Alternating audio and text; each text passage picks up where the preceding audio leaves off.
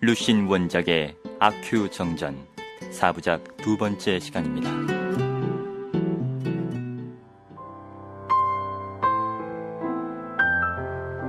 지난 이야기, 아큐는 날품팔이로 생계를 이어가며 집도 없이 미장에 있는 사당에서 기거하고 있다. 그러나 그는 자존심이 강해서 사람들이 놀리고 괴롭혀도 스스로가 우월하다고 느끼는 정신적 승리법으로 언제나 의기양양하기만 하다. 어느 날 왕톨보에게 맞은 뒤 그가 제일 미워하는 전영감의 장남을 만나게 된다.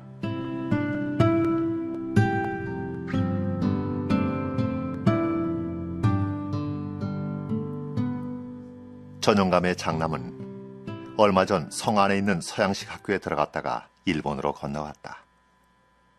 그리고 반년 뒤에 돌아왔는데 걸음걸이도 변하고 변발마저 없어져 버렸다.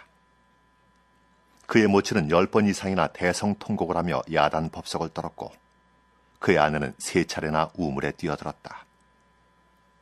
그의 모친은 어딜 가나 이렇게 말하고 다녔다. 변발은 술에 취했을 때 나쁜 놈들에게 잘리고 말았대요. 정말 훌륭한 관리가 될 수 있었는데. 에휴, 이제 머리가 자랄 때까지 기다리는 수밖에 없다고 하네요. 그러나 아큐는 악착같이 가짜 양놈이라고 불렀으며 그를 만나면 속으로라도 욕을 해대야 시원했다. 아큐가 극단적으로 증오하는 것은 가발로 된 가짜 변발이었다. 중대가리, 당나귀. 아큐는 속으로만 이렇게 욕을 했지 입 밖으로 내지는 못했다. 그런데 이번엔 화가 나 안갚음할 상대를 찾던 참이었으므로 자신도 모르게 그렇게 짓거리고 말았다. 중대가리, 당나귀. 그런데 뜻밖에도 이 가짜 양놈은 지팡이를 들고 성큼성큼 걸어왔다. 그리고 아큐는 딱 하는 소리가 나는 것을 들었다. 나 저 아이를 보고 말한 거란 말이야. 이것은 아마 평생 2번째 굴욕적인 사건이리라. 그가 천천히 걸어 술집 문 앞에까지 왔을 때 벌써 감정은 어느 정도 진정되었다.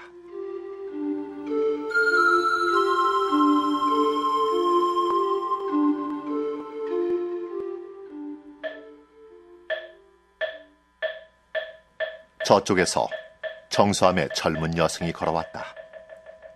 평소에도 아큐는 이 여성을 보면 침을 뱉고 욕을 해댔는데 하물며 지금은 굴욕을 당한 뒤가 아니던가.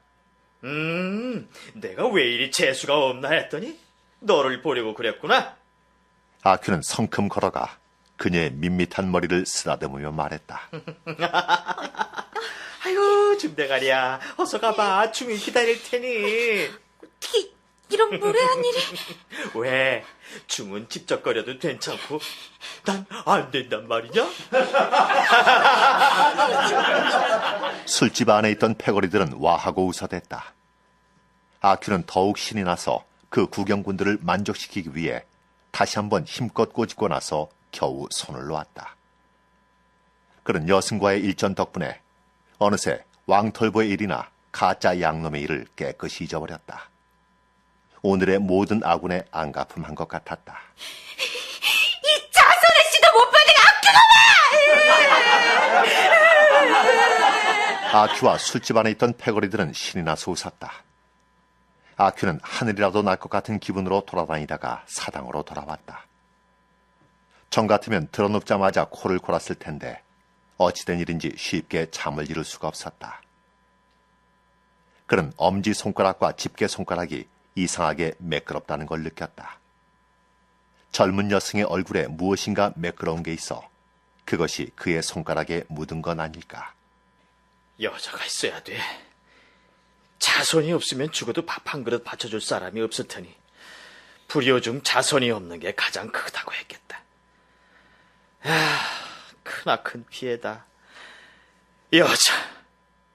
죽이면 건드릴 수 있다. 여자. 아큐도 원래는 바른 사람이었다. 그러던 그가 바야흐로 30살이 가까워 드디어 젊은 여성으로 인해 마음이 들뜬 것이다. 그러므로 여자란 참으로 가증스러운 존재가 아닐 수 없다. 여자. 그는 남성을 유혹하려는 여자에 대해서는 주의를 게을리하지 않았다. 그러나 여자들은 그에게 전혀 웃음을 주지 않았고 수상쩍은 말을 건네오지도 않았다. 여자들이란 모두 가면을 뒤집어 쓰고 얌전한 채 내숭을 떨고 있는 것이다.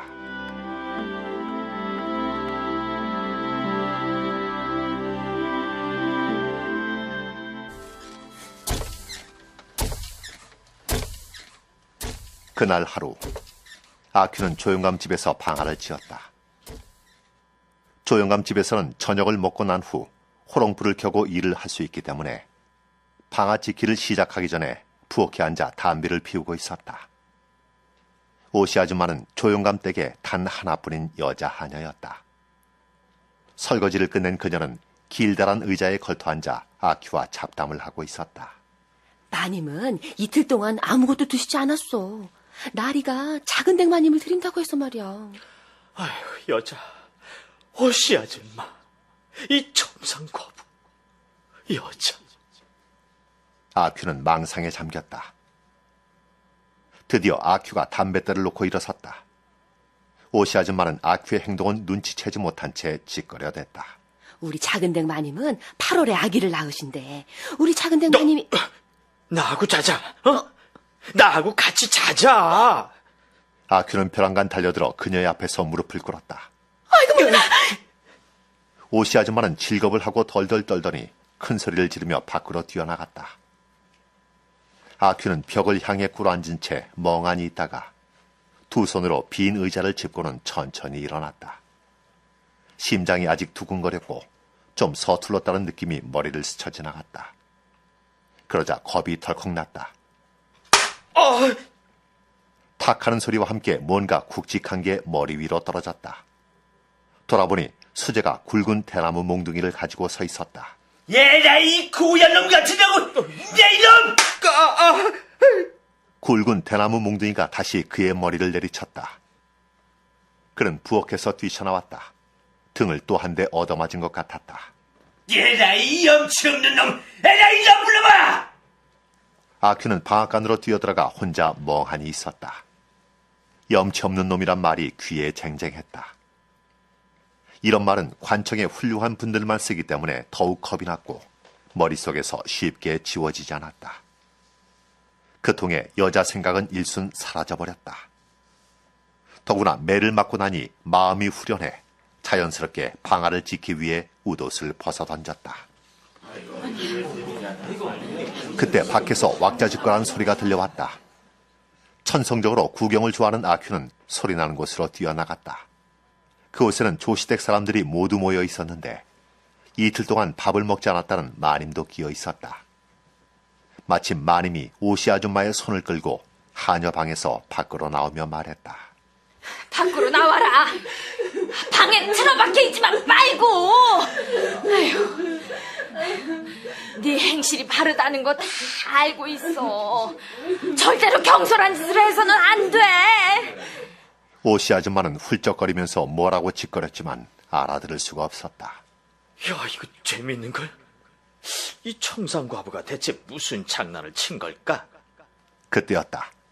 그는 벼랑간 조용감이 자기 쪽으로 달려오는 걸 보았다. 손에는 굵은 대나무 몽둥이가 들려 있었다. 그는 대나무 몽둥이를 보자 지금의 소란과 관련돼 있음을 직감적으로 깨달았다. 그는 몸을 돌려 뒷문으로 빠져나와 달아났다.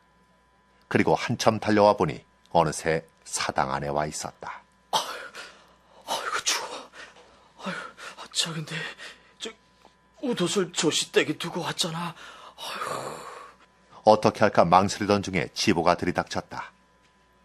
아큐는 지보에게 평소 술값의 2배에 달하는 농량을 지불해야 했다. 그러나 현금이 없어 털모자를 잡히고 게다가 5조항의 서야까지 했다. 1. 내일 붉은 촉 한 쌍, 향 한 봉을 가지고 조시댁에 가서 사과할 것. 2. 조시댁에서 무당을 불러 목매달아 죽은 원혼을 쫓아버리는 굿을 하는데 그 비용은 전부 아큐가 부담할 것. 3. 아큐는 조시댁 출입을 금할 것. 4. 오시 아줌마에게 이변이 생기면 그 책임은 아큐가 질 것. 5. 아큐는 품삯과 웃옷을 달라는 요구를 하지 말 것.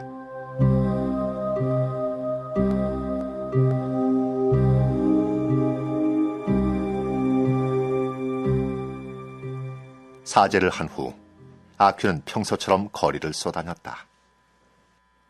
그런데 어쩐 일인지 미장의 여자들이 갑자기 부끄럼을 타게 된 모양이었다. 아큐를 보기만 하면 몸을 숨겼다. 심지어 50살이 가까운 추칠 아줌마마저도 다른 이들의 꽁무니를 따라 숨어버렸다. 아니, 이것들이 갑자기 얌전한 처녀 흉내를 내기 시작했나? 그러나 그가 세상이 괴상해졌음을 절감한 것은 그로부터 여러 날이 지난 후였다. 첫째, 술집에서 외상을 거절했다. 둘째, 사당을 관리하는 늙은이가 쓸데없는 트집을 잡는 폼이 아무래도 그를 내쫓으려는 것 같았다. 셋째, 며칠이나 되었는지를 기억할 수 없으나 꽤 여러 날 아무도 날품을 얻으러 오지 않았다.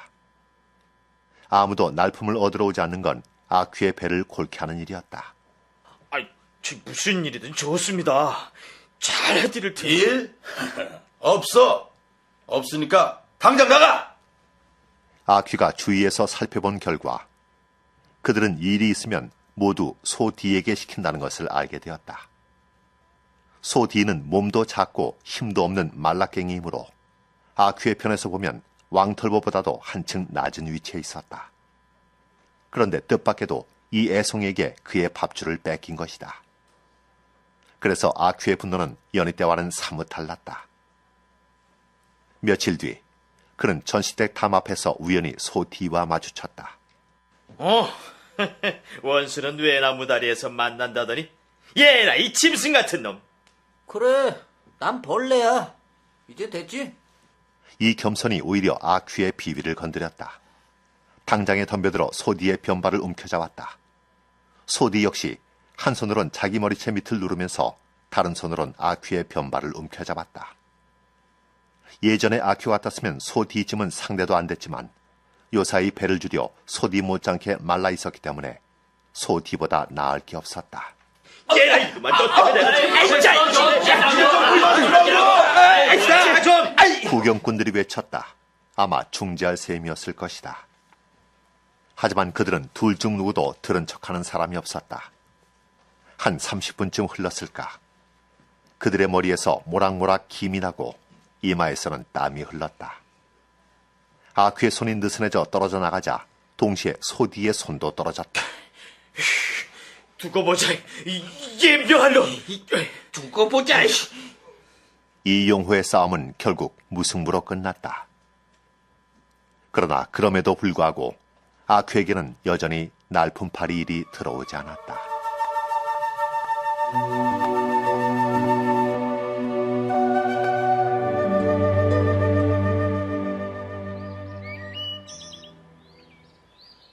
어느 따뜻한 날이었다. 산들바람이 불어 제법 여름다운 날씨였으나 아큐만은 아직 추위를 느꼈다. 솜이불, 털모자, 콧옷은 벌써 없어진 지 오래고 마지막으로 소못도 팔아먹은 상태였다. 참다 못한 그는 밖으로 나가 먹을 것을 찾아보리라 결심했다. 저긴 내 단골술집이었지. 아이고, 저 만두집도 그대로 있구나. 그는 발걸음을 멈추지 않았을 뿐 아니라 먹을 걸 달라고도 하지 않았다. 그가 구하려는 건 이런 게 아니었다. 그렇다면 그가 구하려는 건 뭔가? 그것은 그 자신도 알지 못했다. 마을을 빠져나오면 온통 노은뿐이다.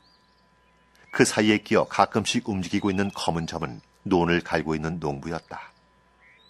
아큐는 이런 전원 풍경을 감상할 여유 없이 걷기만 했다. 이렇게 걷던 그는 마침내 정수함의 담 밖에까지 오고 말았다. 정수함 주위도 모두 논이구나. 뒤쪽에 채소밭이 있네. 이 채소밭으로 가려면 토담을 넘어야 되는데, 아유, 어떻게 하지? 아큐는 한참 망설였다. 그리고 사방을 돌아보았다. 아무도 없었다.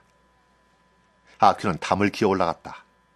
토담의 흙이 부석부석 떨어지자 아큐의 다리도 후들후들 떨렸다.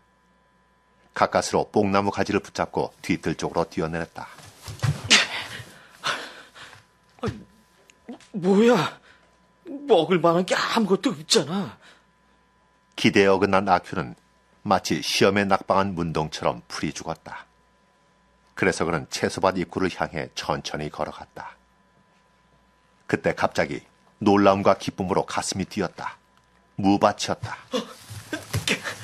나무아미 답을. 아큐, 왜 남의 채소밭에 몰래 들어와서 물을 훔치는 게냐? 이런 나쁜 짓을. 나무아미 답을. 내가 언제 당신 밭에 들어가서 물을 훔쳤어? 도망을 치던 아큐가 늙은 여성을 돌아보며 말했다. 그럼 그건 뭐지? 이게 당신 거야? 그렇다고 무에게 물어봐 당신. 아큐는 미처 말을 끝내지도 못하고 벼랑간 달리기 시작했다. 커다란 검둥개가 쫓아왔기 때문이었다. 개가 아큐의 다리를 물려는 참이었는데 다행히 품속에서 무 한 개가 떨어졌다. 그 틈에 아큐는 담장 위로 기어올라가 밖으로 뛰어내렸다. 뛰면서 돌을 몇 개 주었으나 검둥개는 다시 나타나지 않았다. 그래서 아큐는 돌을 버리고 걸어가면서 무를 먹기 시작했다. 여기선 구할 게 아무것도 없어. 에휴, 차라리 성 안으로 들어가자.